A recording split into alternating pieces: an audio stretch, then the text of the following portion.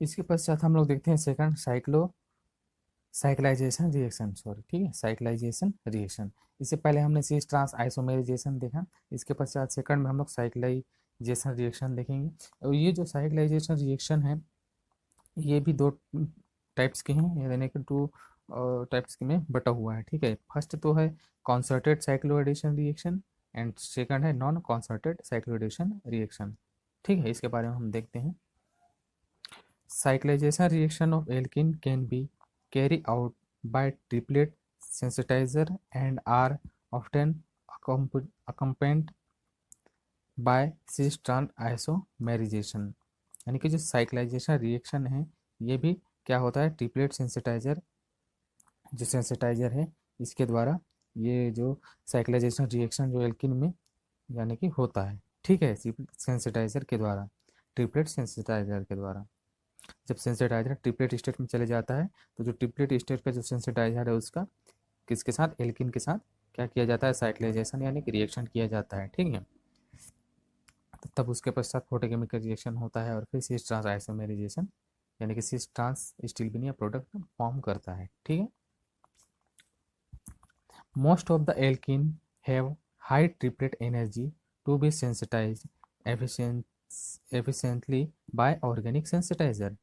अधिकतर एल्किन क्या होता है, एल्किन में जो triplet energy to be sensitise efficiency by organic sensitiser, यानी कि जो ऑर्गेनिक सेंसिटाइजर के द्वारा क्या किया जाता है, ये जो सेंसिटाइज ट्रिपलेट स्टेट का एल्किन के साथ में हाई ट्रिपलेट स्टेट सेंसिटाइज के द्वारा एल्किन के साथ रिएक्शन किया जाता है। The cyclization of cyclic alkenes with 3, 4 और 5 member ring can be sensitized with high energy organic sensitizer such as acetone rather than benzophenone।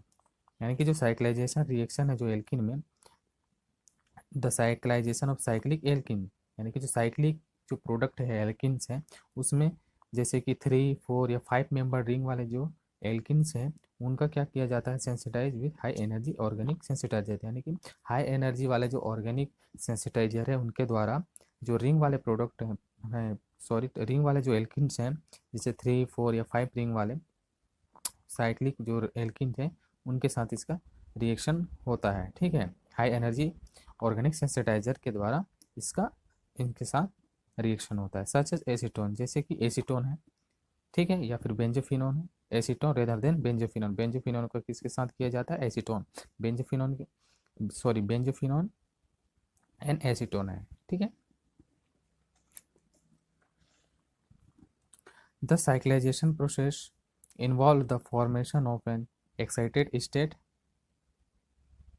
The cyclization process involves the formation of an excited state triplet molecule which subsequently react with a ground state olefin molecule। जो cyclisation process involve होता है formation of excited state, ठीक है।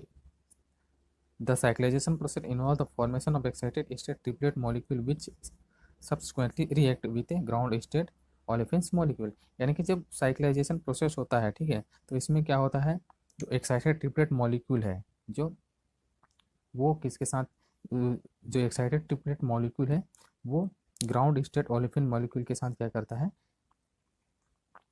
React करता है, ठीक है। जब सेंसिटाइजर ट्रिपलेट स्टेट में चले जाता है तो ट्रिपलेट स्टेट में जाने के पश्चात वो जो ट्रिपलेट स्टेट का जो सेंसिटाइजर है उसका ओलेफिन के साथ, जो ओलेफिन ग्राउंड स्टेट में होता है उस ओलेफिन के साथ में क्या करता है, रिएक्ट करता है, ठीक है। उसके बाद आगे रिएक्शन को बढ़ाता है, ठीक है, आगे और फिर रिएक्शन होता है।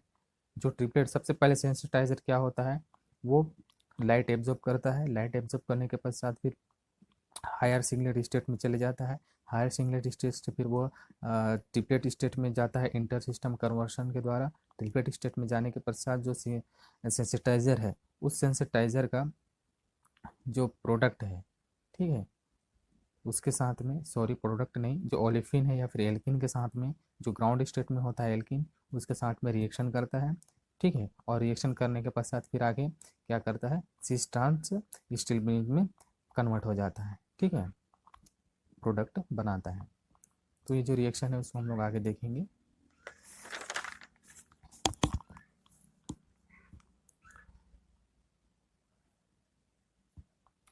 Non concerted cyclization reaction consists of two steps. First is the formation of a biradical intermediate and second is non-stereospecific specific और partially stereospecific cyclic product। यानी कि जो नॉन कॉन्सर्टेड साइक्लाइजेशन रिएक्शन है इसमें दो प्रकार के स्टेप कंसिस्ट होते हैं। ठीक है, फर्स्ट स्टेप क्या है कि जी बायरेडिकल इंटरमीडिएट का फॉर्मेशन होता है फर्स्ट में। ठीक है, बायरेडिकल फॉर्म होता है।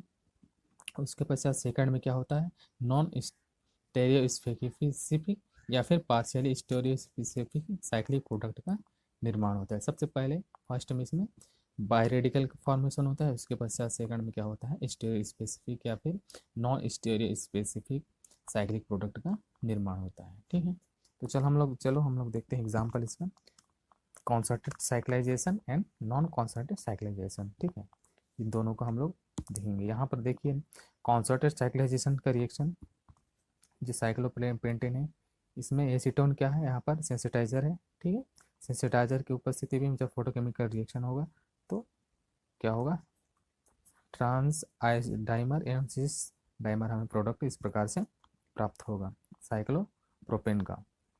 और ये फर्स्ट है, ये सेकंड एग्जांपल है नॉरब्रोरेन का है। ये भी यहाँ पर एसीटोन हम लोग क्या किया है, सेंसिटाइजर प्रयोग में लिए हैं। ठीक है, जब इसका फोटोकेमिकल रिएक्शन होगा तो साइक्लिक प्रोडक्ट प्राप्त होगा।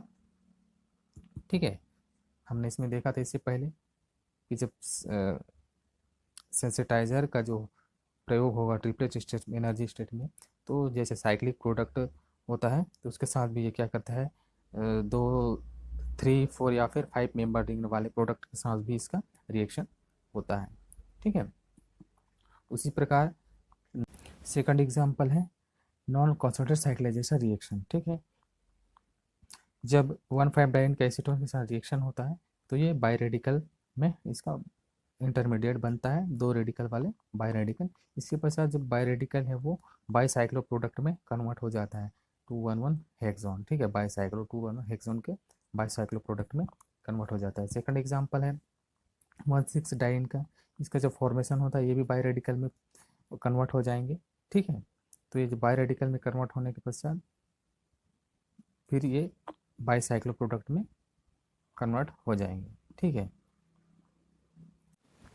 आई होप गाइस आप लोगों को यहाँ तक समझ में आया होगा फोटोकेमिकल रिएक्शन ऑफ एल्केन्स। इसके पश्चात हम लोग लास्ट में ये थर्ड का जो रीअरेंजमेंट जो रिएक्शन है वो आगे आने वाली वीडियो में देखेंगे, क्योंकि ये वीडियो बहुत लंबा हो जाएगा। ठीक है, तो अगले वीडियो में हम रीअरेंजमेंट रिएक्शन के बारे में जानेंगे वो किस प्रकार से होता है। ठीक है, तो जो भी इस चैनल पर नए आए हैं प्लीज़ चैनल को सब्सक्राइब कर दीजिए एंड लाइक एंड कमेंट ज़रूर करिए। ठीक है, तब तक के लिए बाय।